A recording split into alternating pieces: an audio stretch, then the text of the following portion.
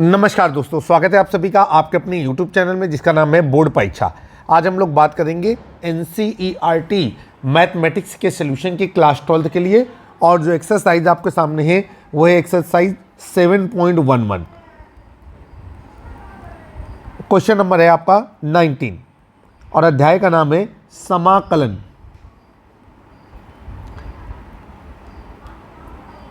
आइए अब हम इसको हल करते हैं। क्वेश्चन पहला आया है, क्वेश्चन नंबर 19। दिखाइए कि एक फंक्शन दिया गया है और लोअर लिमिट है 0, अपर लिमिट है a, ये है आपका f ऑफ x, फिर इसके बाद g of x dx is equal to 2, ये हो जाएगा आपका lower limit 0, upper limit a, ये हो जाएगा आपका f of x dx।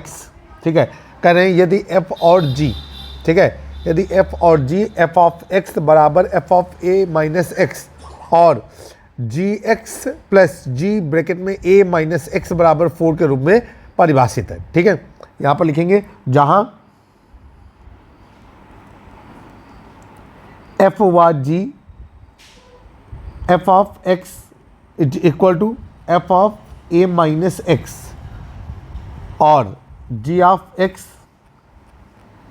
Plus g of a minus x बराबर 4 के रूप में परिभाषित है। ठीक है, चलिए भाई सवाल को हल करेंगे। तो यहाँ पर सबसे पहले क्या करेंगे, सवाल को उठाएंगे और यहाँ पर लिखेंगे कि माना I बराबर समाकलन lower limit 0, upper limit a, ये हो जाएगा आपका f of x g of x। ठीक है, और आगे लगेगा dx। हमारा एक फार्मूला होता है, फार्मूले को अप्लाई करेंगे। फार्मूला होता है आपका लोअर लिमिट अगर 0 है, अपर लिमिट a है, तो ये हो जाएगा आपका f of x dx is equal to lower limit 0, upper limit a, ये हो जाएगा आपका f of a minus x और आगे लगेगा आपका dx। आई होप कि सभी लोगों को समझ में आया होगा। अब हम इसको आगे लेकर के चलेंगे तो ये क्या हो जाएगा आपका, ये फंक्शन चेंज हो जाएगा और यहाँ पर आ जाएगा i इज इक्वल टू, ठीक है, i इज इक्वल टू समाकलन, ये हो जाएगा आपका lower limit 0, upper limit a और ये हो जाएगा f of a minus x into, ठीक है, ये हो जाएगा g of a minus x और आगे लगा देंगे dx। ठीक है, चलिए अब हमें करना क्या है कि हमको सारे मान जो आपको दिए गए हैं उसके अनुसार सारे मान आपको यहाँ पर रखने हैं। तो ये हो जाएगा आपका i बराबर दिया गया है समाकलन lower limit 0, upper limit a और ये हो जाएगा आपका f ऑफ x और g of a minus x की जगह पर क्या रखेंगे हम, ये रखेंगे ब्रैकेट में 4 माइनस g ऑफ x और इसके बाद हो जाएगा आपका dx। ठीक है, चलिए अब यहाँ पर हमको ये चीज़ पहले से दी गई थी, वो हमने कहाँ से सेट की है या अरेंज की है, वो यहाँ से अरेंज की है। आइए सवाल को आगे लेकर के चलते हैं। अब यहाँ पर क्या मिलेगा, ये हो जाएगा समीकरण नंबर 1 और ये है समीकरण नंबर 2। यही इसका मेन फंडामेंटल होता है कि जब इस तरीके का कोई फार्मूला होता है जहाँ पर कोई समाकलन प्रगुण लग रहा होता है तो समीकरण 1 और समीकरण 2 को जोड़ देते हैं। तो यहाँ पर हो जाएगा समीकरण 1 व समीकरण 2 को जोड़ने पर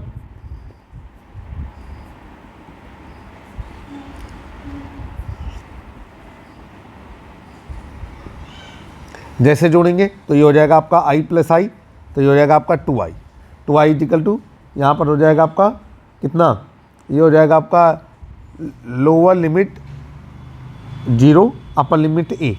ठीक है, और यहाँ पर हमारा जाएगा कितना, ये हो जाएगा आपका f of x into g of x dx plus ये हो जाएगा lower limit 0, upper limit a, यहाँ पर हो जाएगा आपका f ऑफ x dx और फिर हो जाएगा आपका माइनस समाकलन 0 से a और यहाँ पर हो जाएगा आपका f ऑफ x इंटू, ठीक है, g ऑफ x और आगे लगेगा dx। ये चीज़ और ये चीज़ कट गई, जो बचेगा वो हो जाएगा आपका 2i इज इक्वल टू 4 बाहर आ जाएगा, समाकलन lower limit 0, upper limit a, ये हो जाएगा आपका f ऑफ x dx। ठीक है, अब हम लोग क्या करेंगे कि यहाँ पर आपको पता है कि हमें करना क्या है कि यहाँ पर सेम चीज़ हमको प्रूफ ही करनी थी, तो वो हम शायद प्रूफ कर चुके हैं। यहाँ पर हम काट पीट देंगे तो ये हो जाएगा आपका i इक्वल टू, ये हो जाएगा 4/2 समाकलन lower limit 0, upper limit a, ये हो जाएगा आपका f of x d x. यहाँ पर आ जाएगा I is equal to 2, lower limit 0 upper limit a, ये हो गया आपका f of x d x. और यहाँ पर नीचे लिख दिया लेफ्ट हैंड साइड बराबर राइट हैंड साइड, तो यहाँ पर लिख दिया लेफ्ट हैंड साइड बराबर राइट हैंड साइड। यही चीज़ आपको प्रूव करनी थी। तो आई होप कि सवाल आपको अच्छी तरीके से समझ में आया होगा और आपने इसको फुल एंजॉय करते हुए सवाल को सीखा होगा। चलिए भाई आगे चलेंगे, अगला सवाल हल करते हैं। तो देखिए अगला सवाल क्या है आपकी स्क्रीन पर। सवाल कह रहा है क्वेश्चन नंबर 20। क्वेश्चन नंबर 20 में क्या कहा जा रहा है, कह रहे हैं यहाँ पर कि समाकलन लोअर लिमिट है आपकी -π/2 और अपर लिमिट है आपकी π/2। लोअर लिमिट है आपकी -π/2 और अपर लिमिट है π/2।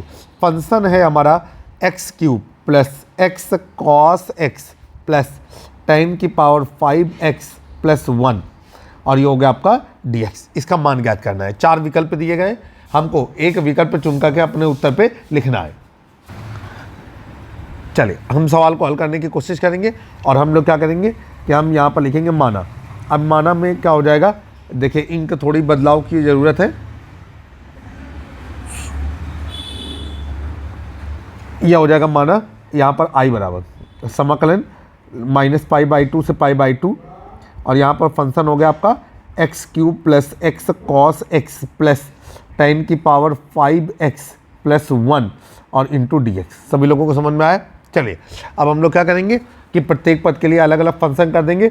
सिंपल सा इंटीग्रेशन है, तो i इज इक्वल टू हो जाएगा -π/2 से π/2 और ये हो जाएगा आपका x³ dx प्लस यहाँ पर हो जाएगा आपका समाकलन फिर -π/2 से π/2 और ये हो जाएगा आपका x cos x और इधर लगेगा dx प्लस समाकलन -π/2 से π/2 और ये हो जाएगा आपका 10⁵x dx अब प्लस ये हो जाएगा समाकलन -π/2 से π/2 और ये हो जाएगा आपका 1 इंटू dx। चलिए सब में हमारे फार्मूले लगेंगे, ठीक है। जब हम फार्मूले को हल करेंगे तब जा करके हमारा उत्तर मिलेगा और हम इसमें एक प्रगुण लगा देंगे तो ये सवाल हमारा बहुत ही आसान हो जाएगा, छोटा हो जाएगा। अगर आपको प्रगुण नहीं याद आ रहा है तो आप इसका जैसे समाकलन करते चले आएँ वैसे समाकलन करें, उत्तर आपको फिर भी मिल जाएगा। तो यहाँ पर हमारा फार्मूला होता है कि अगर समाकलन दिया गया है और लोअर लिमिट है -a, अपर लिमिट है a और फंक्शन है आपका f ऑफ x dx, तो ये हो जाएगा आपका क्या, ये हो जाएगा आपका 2, lower limit 0 upper limit a, function हो गया आपका f ऑफ x dx, ठीक है।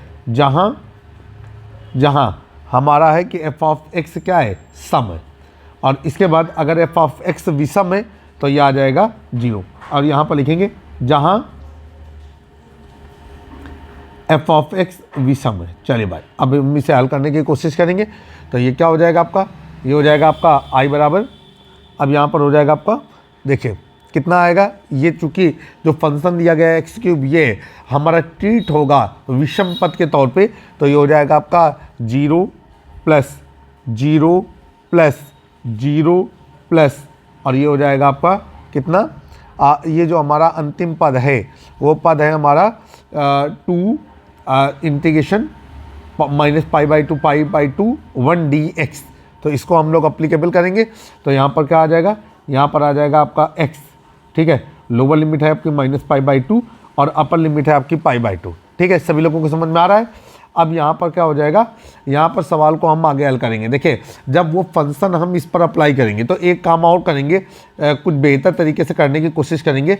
जब हम फंक्शन इस पर अप्लाई करेंगे तो हमारा ये हो जाएगा 2, इसके बाद ये हो जाएगा आपका लिमिट, ठीक है। और चूंकि वो प्रॉपर्टी हमने वहाँ पर लगा दी है इसलिए अब हम प्रॉपर्टी से बाहर जा करके सवाल को हल नहीं करेंगे और ये हो जाएगा आपका कितना, लोअर लिमिट है 0 अपर लिमिट है π/2 और ये हो जाएगा 1 इंटू dx। और आप सभी लोग जानते हैं कि हमारा एक फार्मूला होता है कि समाकलन 1 into dx is equal to x plus c। आइए उसी का हम लोग इस्तेमाल करेंगे और यहाँ पर आ जाएगा i बराबर, देखिए i बराबर क्या हो जाएगा, ये सब हो गया 0 और यहाँ पर हो जाएगा 2, 1 का x के सापेक्ष समाकलन होगा आपका x, लोअर लिमिट है 0 अपर लिमिट है π/2। अब यहाँ पर जब मान रखेंगे तो ये हो जाएगा आपका i is equal to 2 into π/2। अब यहाँ पर क्या करना है, 2 से 2 कट गया और i इज इक्वल टू क्या हो गया आपका पाई। यही आपका आंसर है। तो उम्मीद करते हैं कि सवाल आपने अच्छी तरीके से समझ लिए होंगे। अगर आपको समाकलन अध्याय में कमांड रखनी है तो समाकलन से संबंधित जितने भी प्रगुण हैं या करेक्टरिस्टिक हैं सारे आपके मन मस्तिष्क पे समाये होने चाहिए, तभी जाकर के आप अच्छी कमांड रख पाएंगे।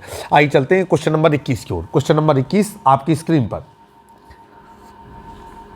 सवाल क्या कह रहा है जा देखते हैं। क्वेश्चन नंबर 21 में कहा जा रहा है कि समाकलन लोअर लिमिट हमको दी गई है 0, अपर लिमिट दी गई है π/2 और ये हो गया आपका लॉग, यहाँ पर हो गया आपका 4 + 3 sin x अपॉन नीचे हो गया आपका 4 + 3 cos x, 4 + 3 cos x और इसके बाद क्या हो गया आपका dx।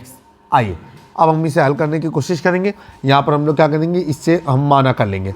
तो ये हो जाएगा आपका माना i बराबर लोअर लिमिट है 0, अपर लिमिट है π/2 और ये हो गया आपका लॉग, यहाँ पर हो गया आपका 4 + 3 sin x अपॉन नीचे हो जाएगा 4 + 3 cos x और इधर dx। अब देखिए क्या करना है हमें, इसे हमें समीकरण नंबर 1 मान लेना है ताकि हम सवाल को आसानी से हल कर पाए। चलिए अब यहाँ पर हमारा एक फार्मूला लग रहा है, एक समाकलन प्रगुण लग रहा है। आप सभी लोग लगातार इस एक्सरसाइज के सवालों को हल करने के लिए उस प्रगुण का इस्तेमाल कर रहे हैं। लोअर लिमिट है 0, अपर लिमिट है हमारी a, फंक्शन है आपका f(x) dx is equal to lower limit है आपकी 0, अपर लिमिट है a और फंक्शन हो गया f(a - x) इंटू dx।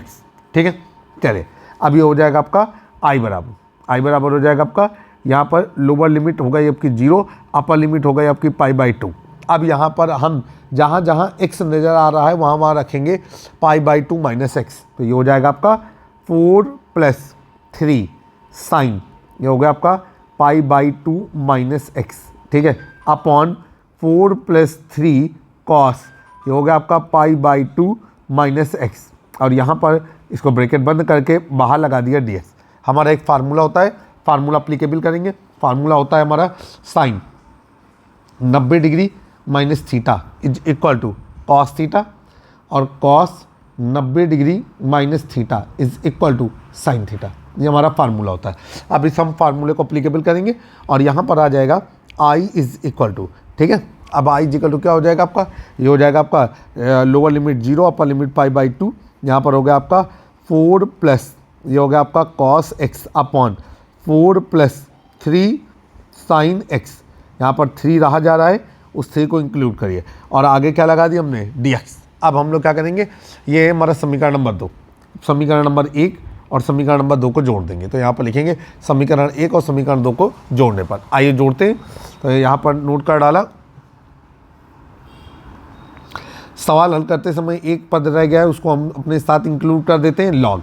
तो यहाँ पर लॉग लगा करके रखिए। यहाँ पर हो गया समीकरण 1 व समीकरण 2 को जोड़ने पर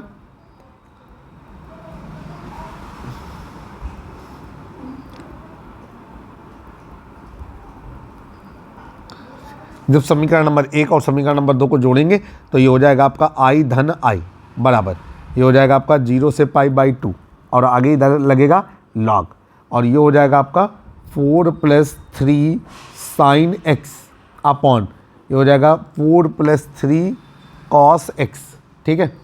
और ये हो गया आपका dx प्लस ये हो जाएगा आपका फिर 0 से π/2, यहाँ पर हो जाएगा आपका log, ये हो गया 4 + 3 cos x अपॉन नीचे हो जाएगा 4 + 3 साइन x और इसको बंद कर दिया और यहाँ पर क्या लगा दिया dx। चलेंगे आगे।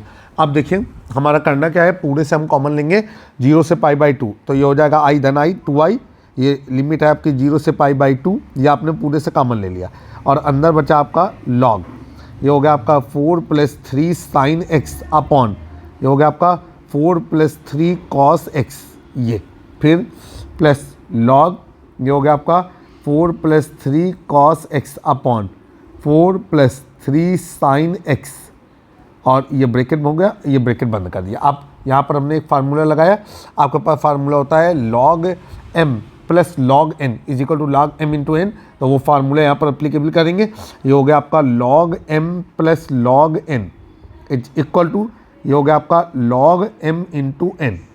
अब ये अप्लीकेबल हो जाएगा, ये हो जाएगा आपका 2i is equal to limit 0 से आपको दी गई है π/2, यहाँ पर हो जाएगा आपका log फिर ब्रैकेट में 4 + 3 sin x upon 4 + 3 cos x, फिर इनटू ये हो गया आपका 4 + 3 cos x अपॉन ये हो गया आपका 4 + 3 sin x, और इसको ब्रैकेट में बंद करके, और बाहर क्या लगाया आपने dx।